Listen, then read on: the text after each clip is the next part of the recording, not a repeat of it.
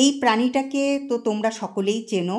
তা আজকে সকালবেলায় যখন নাকি আমি জানলাটা খুললাম, তা দেখি এ আমার জানলার মধ্যে বসে আছে। তা আমি ভাবলাম ওকে দেখিয়েই আজকে আমার সকালটা শুরু করা যাক।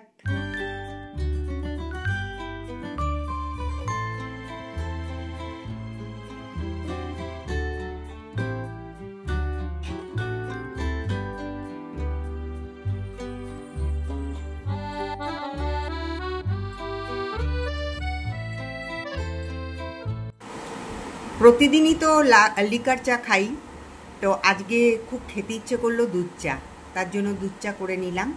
আর এখানে দেখতে পাচ্ছ এটা কিন্তু বেকারির বিস্কুট। এই বেকারির বিস্কুট অনেক দিন বাদে খেলাম। মাঝখানে না অনেক খেতাম, কিন্তু কি বলতো অ্যাসিড হয়ে যেত, যার জন্য খেতাম না। তা শঙ্কর কালকে নিয়ে এসছে, বেশ ভালো লাগে কিন্তু খেতে। গুড মর্নিং বন্ধুরা, তোমাদের তো কালকে দেখিয়েছিলাম যে আমাদেরকে বিপত্তারিণী পুজোর খিচুড়ি প্রসাদ দিয়ে গেছে। তা এটাই আজকে আমরা ব্রেকফাস্ট হিসেবে খাবো, না হলে পরে বলো। আর কিন্তু এত তো খাওয়া যাবে না, কিন্তু এত সুন্দর হয়েছে, মানে অমৃত যাকে বলে, একদম তো অমৃত। এখন আমি বেড়ে নিচ্ছি, আর এখন ঘুরিতে বাজে হচ্ছে 9:30। শঙ্করকে খেতে দিয়ে দিয়েছি, কিন্তু শঙ্কর ক্যামেরার সামনে আসতে চাইছে না। তো শঙ্কর এখানে বসে বসেই খাচ্ছে।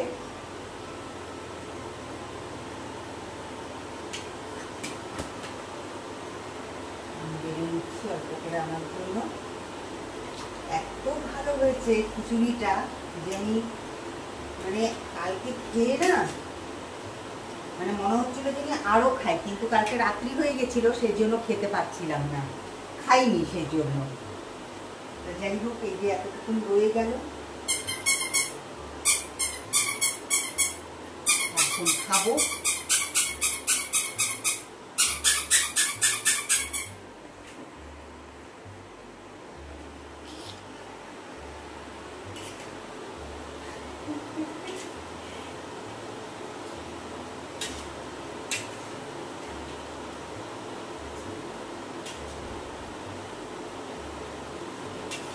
দারুণ দারুণ, তার মধ্যে ফ্রিজে ছিল, একদম ঠান্ডা, দারুণ লাগবে খেতে। খিচুড়ি দেখবে ঠান্ডা ঠান্ডা খেতে কিন্তু বেশি ভালো লাগে গরমের চাইতে।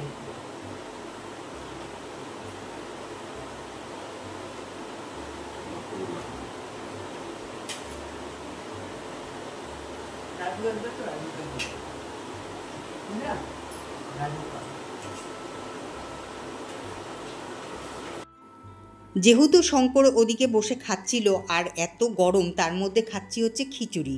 যদিও খিচুড়িটা ঠান্ডাই ছিল, তথাপিও খিচুড়ি তো, তা সেই জন্য আমি আর ফ্যানটা বন্ধ করিনি।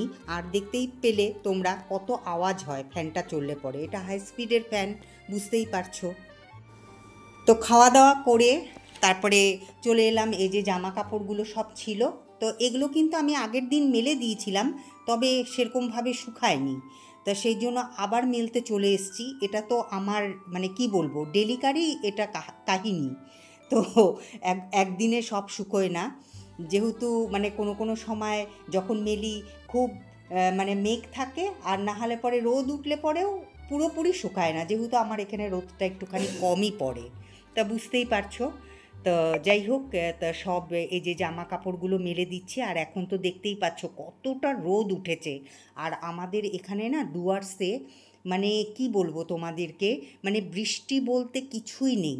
মানে আকাশ কিন্তু মেঘ করে আসছে, কিন্তু কি বলো তো, বৃষ্টিই হচ্ছে না। মনে হচ্ছে যেন এখনই ঝুমঝুম করে নামবে, কিন্তু বৃষ্টির দেখা আর নেই। আর অন্যান্য দিকে মানে খবরে দেখছি যে সব দিকে বন্যা হয়ে যাচ্ছে, কত বৃষ্টি হচ্ছে, মানুষ মানে চাইছে না বৃষ্টি, আর আমরা চাইছি বৃষ্টি, অথচ আমাদের এখানে কোনো বৃষ্টি নেই। মানে কি বলবো আর তোমাদেরকে, ডুয়ার্সের যে এই পরিস্থিতি ভাবতেই পারছি না। অথচ তোমরা তো দেখোই সকলে যে আমাদের এখানে কত গাছ, কিন্তু কি হবে বলো তো, গাছ থাকলে কি হবে, কিন্তু কোনো বৃষ্টিই নেই।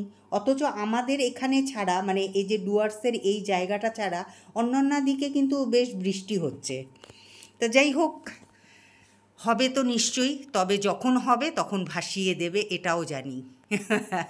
তা তোমাদের সাথে গল্প করতে করতে দেখো আমার কত জামা কাপড় কিন্তু মেলা হয়ে গেল। আর এই জামা কাপড় মেলে দিয়ে তারপরে আমি কি করব সেটা আমি নিজেও জানি না। তা ভাবলাম যে এই ছায়ার মধ্যে না রেখে ওই রোদ উঠেছে তো ওই দিকটাই আমি এই স্ট্যান্ডটাকে নিয়ে যাই, তাহলে পরে ভালো মতন শুকিয়ে যাবে। আর এই যে কোলবালিশের ওয়ারগুলো কেচে দিয়েছিলাম, তো এগুলোও কিন্তু কালকে ঠিক মতন শুকায়নি। তা ভাবলাম যে না, এতটা রোদ উঠেছে তাহলে দিয়েই দিই রোদে। তাই এবার চলে আসলাম হচ্ছে জল দিতে গাছে।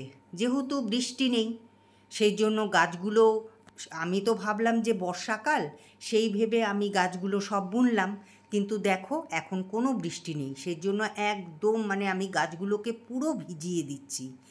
তো একে একে আমি সব গাছের মধ্যে কিন্তু জল দিয়ে দেবো। গাছগুলো সেরকমভাবে মানে কি বলবো, সেইভাবে যে একটা তরতাজা হয়ে উঠবে সেইভাবেও উঠতে পারছে না এই বৃষ্টির অভাবে। তা যাই হোক, তোমরা দেখো আমি গাছে জল দিচ্ছি।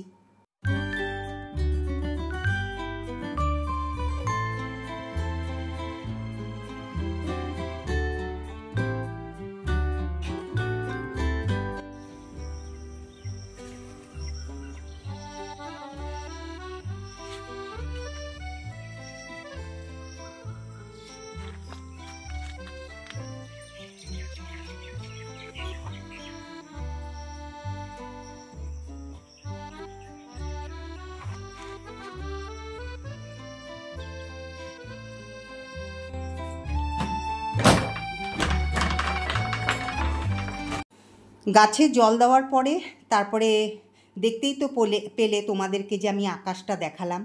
বর্ষাকালে কি এরকম আকাশ দেখা যায় বলো? কি সুন্দর, মানে বৃষ্টি পড়বে, ব্যাঙের ডাক শোনা যাবে, তখন আমরা বলবো যে জামা কাপড় শুকোতে পারছি না, কত কষ্ট করে জামা কাপড় শুকোতে হয়, কিন্তু কি বলো তো, তার কিছুটাই হচ্ছে না। তা যাই হোক, ওই আকাশ দেখিয়ে তারপরে আমি এই যে এই ঘরে চলে এলাম, এই ঘরের জানলাটাকে খুলে দিলাম, যেহেতু ওই যে রোদ আসে এইখানে। তোমাদের একটা কথা বলে রাখি, এই যে আমি তোমাদের যে ভিডিওটা দেখাচ্ছি, মানে এই যে ব্লগিংগুলো দেখাচ্ছি, এটা কিন্তু বেশ কয়েকটা দিন নিয়েই কিন্তু আমি এই ব্লগিংটা করেছি। তা যাই হোক, এখন কখন কি করেছি আমার খেয়াল নেই, তবে এটা মনে হচ্ছে যে সকালবেলা। তো সকালবেলায় তো জানোই আমি ওষুধ খাই যেহেতু, সেই জন্য আধ ঘন্টা পরে আমি চা খাই। তা এই যে আমার জন্য কিন্তু লিকার চা করে নিলাম। শঙ্করের ব্রেকফাস্টটা তো বেড়ে নিয়েছি, কিন্তু কি বলো তো, এখানে লঙ্কা নেই, তা যার জন্য আমি এখন যাব হচ্ছে বাগানে। তা চলো বাগানে যাই, ওখান থেকে লঙ্কা নিয়ে আসি। আজকে শঙ্করকে বাগানের লঙ্কা খাওয়াবো। এই দেখো কি সুন্দর, এই যে দুটো লঙ্কা ছিঁড়ে নিয়ে যাই। দুটো লঙ্কাই শঙ্করকে দেব এখন। কি সুন্দর লঙ্কাগুলো, ঝাল হবে কিনা জানি না।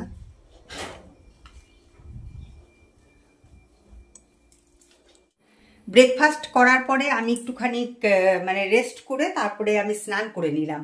স্নান করে আজকে পুজোও করে নিলাম। এখন করব হচ্ছে রান্না। তা বুঝতেই পারছো এখন রান্নাঘরে এসছি। আর আজকে লাঞ্চে করব হচ্ছে ভাত, ডাল আর হচ্ছে ডিম করব। এবার ডিমের কারি করব না ডিমের অমলেট করব সেটা অবশ্যই সেটা পরে জানতে পারবে তোমরা, ঠিক আছে? তা আমি আগে ভাতটা আর ডালটা বসিয়ে নিই। দেখো একটা কাণ্ড হয়ে গেল। মানে কাণ্ডটা কি, যে আমি তো এখানে দেখো আলু ভাজা করেছি, ভাত হয়ে গেছে, এই যে নিচে আছে হচ্ছে ডাল। আজকে ডালটা একটু অন্যরকম করে করেছি, মানে ফোড়নটা অন্যরকম দিয়েছি, কালো জিরে আর হচ্ছে রাঁধুনি আর শুকনো লঙ্কা দিয়েছি। অন্যদিন তো কাঁচা লঙ্কা আর পাঁচফোড়ন দিয়ে করি, আজকে ভাবলাম যে না একটু অন্যরকম করে করি। আর এই দেখো এখানে মশলা করে রেখে দিয়েছি, আর এখানে করলাম হচ্ছে ডিম সেদ্ধ। এবার শঙ্কর চলে এসছে, শঙ্কর বলছে আর তোমাকে কারি করতে হবে না, তুমি ওটা রেখে দাও, ওটা পরে করবে, এখন ডিম সেদ্ধ দিয়েই খেয়ে নেব। তা যাই হোক, ভালোই হলো, আমারও সুবিধাই হলো, আমাকে করতে হলো না। আর তাছাড়া ওইদিকে তো ইসে আছে, কি বলে জানি দই আছে, তা সেই জন্য ভাত উঠে যাবে, কোনো অসুবিধা হবে না। তা এখন আমি শঙ্করকে খেতে দিয়ে দিই আর আমিও খেয়ে নিই, ঠিক আছে? ব্রেকফাস্ট করার পরে আমি একটুখানি মানে রেস্ট করে তারপরে আমি স্নান করে নিলাম। স্নান করে আজকে পুজোও করে নিলাম। এখন করব হচ্ছে রান্না। তা বুঝতেই পারছো এখন রান্নাঘরে এসছি। আর আজকে লাঞ্চে করব হচ্ছে ভাত, ডাল আর হচ্ছে ডিম ডিম করব। এবার ডিমের কারি করব না ডিমের অমলেট করব সেটা অবশ্যই সেটা পরে জানতে পারবে তোমরা, ঠিক আছে? তা আমি আগে ভাতটা আর ডালটা বসিয়ে নিই। দেখো একটা কাণ্ড হয়ে গেল। মানে কাণ্ডটা কি, যে আমি তো এখানে দেখো আলু ভাজা করেছি, ভাত হয়ে গেছে, এই যে নিচে আছে হচ্ছে ডাল। আজকে ডালটা একটু অন্যরকম করে করেছি, মানে ফোড়নটা অন্যরকম দিয়েছি, কালো জিরে আর হচ্ছে রাঁধুনি আর শুকনো লঙ্কা দিয়েছি। অন্যদিন তো কাঁচা লঙ্কা আর পাঁচফোড়ন দিয়ে করি, আজকে ভাবলাম যে না একটু অন্যরকম করে করি। আর এই দেখো এখানে মশলা করে রেখে দিয়েছি, আর এখানে করলাম হচ্ছে ডিম সেদ্ধ। এবার শঙ্কর চলে এসছে, শঙ্কর বলছে আর তোমাকে কারি করতে হবে না, তুমি ওটা রেখে দাও, ওটা পরে করবে, এখন ডিম সেদ্ধ দিয়েই খেয়ে নেব। তা যাই হোক ভালোই হলো, আমারও সুবিধাই হলো, আমাকে করতে হলো না। আর তাছাড়া ওইদিকে তো ইসে আছে, কি বলে জানি দই আছে, তা সেই জন্য ভাত উঠে যাবে, কোনো অসুবিধা হবে না। তা এখন আমি শঙ্করকে খেতে দিয়ে দিই আর আমিও খেয়ে নিই, ঠিক আছে?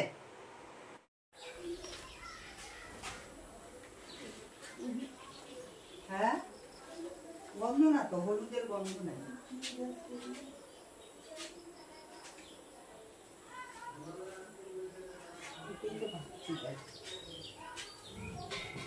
এখন কি ফুল হবে এটার মধ্যে জানি না, আগে ফুল টুল ধরুক, আদৌ ধরবে কিনা কে জানে। কলাপতির মতনই লাগছে। হ্যাঁ, কলাপতি ফুল হয় না, হ্যাঁ এরকমই লাগছে। হ্যাঁ,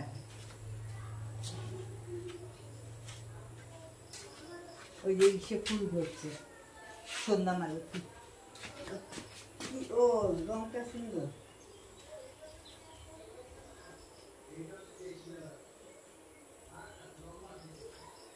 রানী কালার।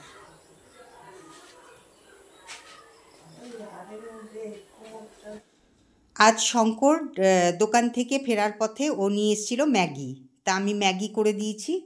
তা শঙ্কর বলছে আজকে খুব ম্যাগি খেতে ইচ্ছে করছে, একটু বেশ স্যুপের মতন করে করো। তা আমি অতটা স্যুপ করিনি, তা আমারটাও করে নিয়েছি আর ওপর দিয়ে একটু মশলা দিয়ে দিয়েছি। আর এখানে দেখতেই পাচ্ছ যে আমি মিক্সিতে ডাল বেটে নিচ্ছি, কারণ ডালের বড়া করব রাত্রেবেলায়। তো শঙ্করকে আমি বললাম যে ওই যে আমি ম্যাগি খেয়েছি না, তো একদম মানে আমার পেট ভর্তি হয়ে গেছিলো, এই যে দেখতেই পাচ্ছ ডাল বাটা হয়ে গেছে। তো আমি শঙ্করকে বললাম আমি খাবো না। তা শঙ্কর বলল যে তাহলে পরে আমাকে একটুখানি ডালের বড়া করে দাও। তো এই যে ডালের বড়া করতে চলে এসেছি। তা যাই হোক, চলো আজকের মতন এখানেই বিদায় নিচ্ছি। আবার দেখা হবে একটা নতুন ব্লগের সাথে। তোমরা ভালো থেকো, গুড নাইট।